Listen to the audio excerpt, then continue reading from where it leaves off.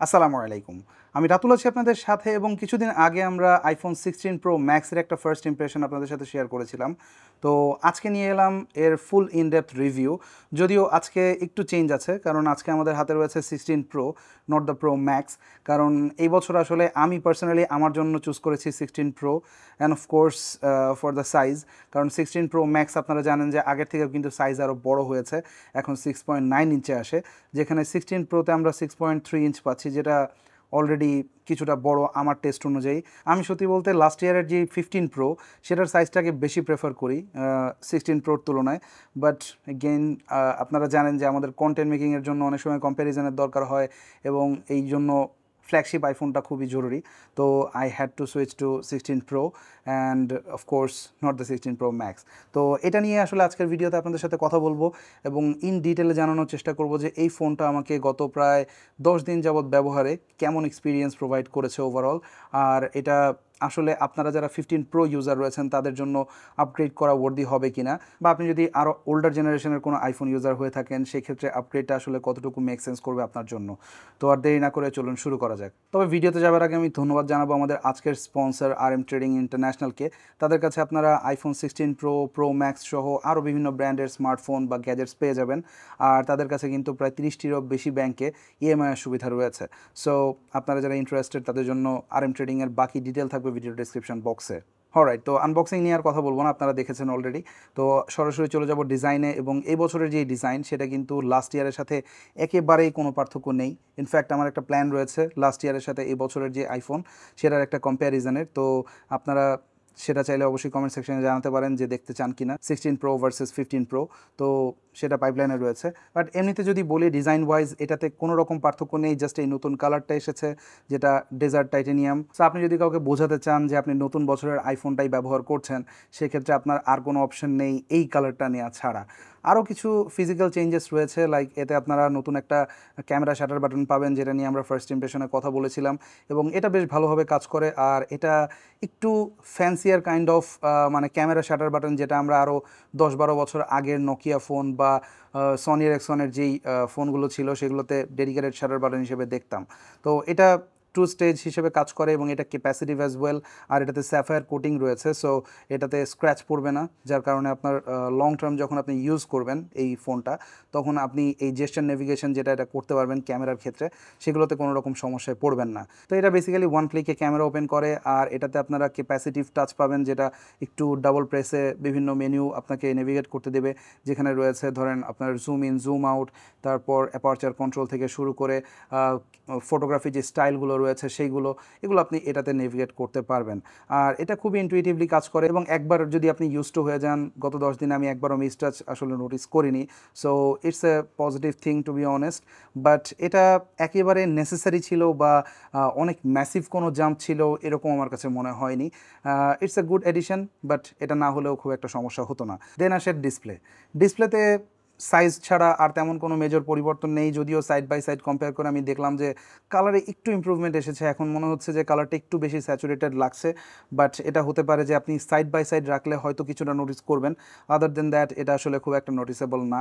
আর তাছাড়া অনেকেই দেখলাম অনলাইনে কমপ্লেন করছে যে এখন বেজেলটা অ্যাসিমেট্রিক্যাল, অর্থাৎ একেবারে চারিদিকের বেজেল, যেটা আমরা সবসময় অ্যাপলের ফোনগুলোতে আসলে কিছুটা প্রাউডলি বলতাম যে একেবারে সিমেট্রিক্যাল বেজেল তারা ব্যবহার করে, বাট এখন তারা এতটাই ন্যারো করেছে বেজেল, যার কারণে দেখা গেছে যে কিছু কিছু ইউজার এটা নোটিস করতে পারছে। আই ডোন্ট নো, মানে মানে আমার ফোনে আমি আসলে সত্যি বলতে ভাবে নোটিস করিনি কোনো রকম সমস্যা, বাট অনেকেই কিন্তু স্পেশালি প্রো ম্যাক্স ইউজার যারা রয়েছে তারা নোটিস করছে যে কারো ডান দিকের বেজেল হচ্ছে বাঁ দিকের বেজেলটা একটু মোটা বা চিকন, মানে বিভিন্ন ধরনের সমস্যা এক একজন দেখতে পাচ্ছে।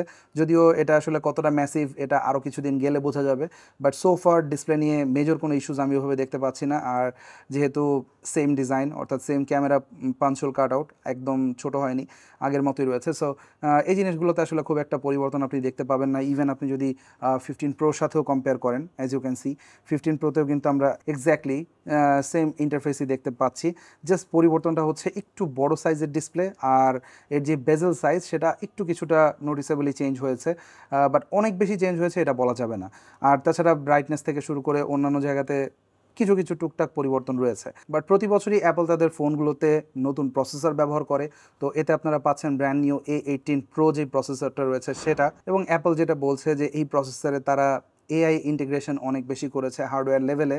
বাট আপনারা যারা 15 Pro ইউজার রয়েছেন তাদের কিন্তু একেবারেই হতাশ হওয়ার কোনো কারণ নেই, কারণ 17 Pro is just as powerful, মানে 20% slower, but it doesn't matter, আপনি ডে টু ডে লাইফে আসলে খুব বেশি নোটিস করবেন না।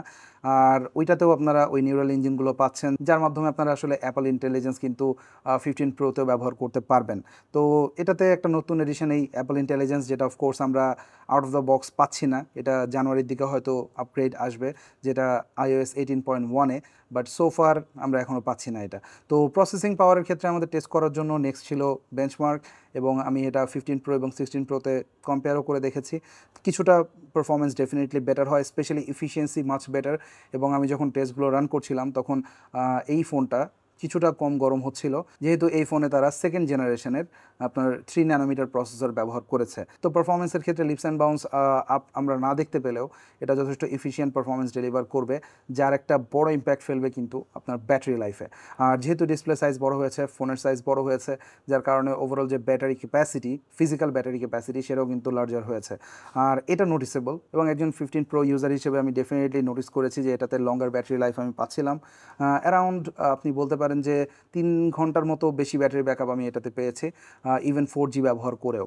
সো ওভারঅল ব্যাটারি লাইফ নিয়ে একেবারেই কোনো কমপ্লেন আমার থাকছে না। Then last but not the least, camera, এবং এই ফোনটাতে ক্যামেরার একটা জায়গাতেই শুধু পরিবর্তন রয়েছে, সেটা হচ্ছে এতে আপনারা এখন যে আলট্রা ওয়াইড ক্যামেরাটা পাচ্ছেন সেটা 48 মেগাপিক্সেলের ইনস্টেড অফ 12 মেগাপিক্সেল, যেটা লাস্ট ইয়ারের ফ্ল্যাগশিপে ছিল।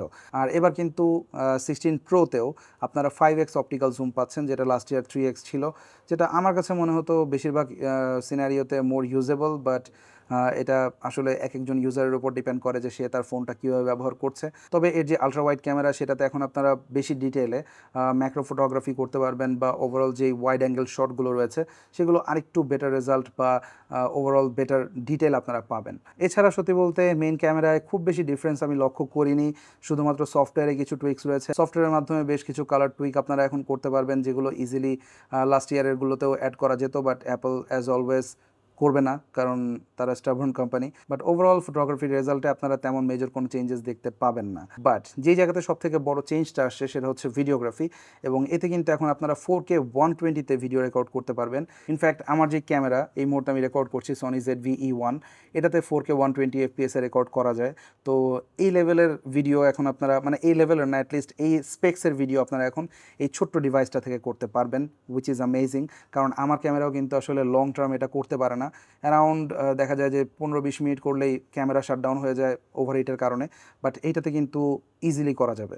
আর যেহেতু এখন টাইপ সির মাধ্যমে আপনারা SSD-তে ডাইরেক্ট রেকর্ড করতে পারবেন, সো এটাতে একদম আনলিমিটেড বলতে পারেন, আপনারা 4K 120 রেকর্ড করতে পারবেন, which is huge, specially for videographers যারা ভ্লগ বানায় বা স্লো মোশন অনেক বেশি ব্যবহার করে। তো ওভারঅল যদি আমরা সাম আপ করি তাহলে 16 Pro আসলে আপগ্রেড করার মতো কিনা, ওয়েল ইন শর্ট যদি বলি, আপনি লাস্ট ইয়ারের ফ্ল্যাগশিপে থাকলে কোনো দরকার নেই, কারণ আপনি একেবারেই ফিল করবেন না ডে টু ডে লাইফে। প্রথম কয়েকদিন হয়তো এই ফিচারগুলো লাইক এর ক্যামেরা শাটার বা ওয়াইড অ্যাঙ্গেল ক্যামেরার যে ডিটেল, এগুলো একটু দেখে আমেজড হতে পারেন, বাট যখন ডে টু ডে লাইফে আপনি রেগুলার ফোনটা ব্যবহার করা শুরু করবেন তখন আসলে এই জিনিসগুলো অত বেশি ম্যাটার করবে না। আর এই জন্য আমি একেবারে রিকমেন্ড করবো না যারা লাস্ট ইয়ারের ফ্ল্যাগশিপে রয়েছেন তারা আপগ্রেড করতে। বাট হ্যাঁ, যদি আপনি 14 Proতে থেকে থাকেন, বা আপনি তারও আগে 13 Pro বা 13 Pro Max-এ থেকে থাকেন, সেই ক্ষেত্রে আপনি ডেফিনেটলি আপগ্রেড করতে পারেন, কারণ তারা একটা মেজর জাম্প দেখতে পাবেন, স্পেশালি ডিজাইন থেকে শুরু করে অনেক জায়গাতেই। তো এই ছিল বেসিক্যালি আমার ওভারঅল এক্সপিরিয়েন্স গত 10 দিন ব্যবহারে iPhone 16 Proর সাথে। তো ভিডিওটা কেমন লাগলো আপনাদের অবশ্যই কমেন্ট সেকশনে জানাবেন, আর আপনাদের ওপিনিয়ন কি এই ফোনটা নিয়ে সেটাও কমেন্ট সেকশনে চাইলে জানাতে পারেন। দেখা হবে পরবর্তী কোনো ভিডিওতে, সে পর্যন্ত সবাই অনেক অনেক ভালো থাকবেন। আর আমার এই অ্যামেজিং টি-শার্টটা যদি আপনারা চান, সেই ক্ষেত্রে আপনারা ব্রিজ বিতে কমিউনিকেট করতে পারেন, এবং আমার ভিউয়ারদের জন্য কিন্তু 10% ডিসকাউন্ট কুপনও রয়েছে। জাস্ট আপনাকে কুপন কোড ব্যবহার করতে হবে RATZ10, তাহলে 10% ইনস্ট্যান্ট ডিসকাউন্ট আপনারা পেয়ে যাবেন। আর ব্রিজ বি সম্পর্কে ডিটেল থাকবে ভিডিও ডিসক্রিপশন বক্সে। দেখা হবে নেক্সট ভিডিওতে, টিল দেন আল্লাহ হাফেজ।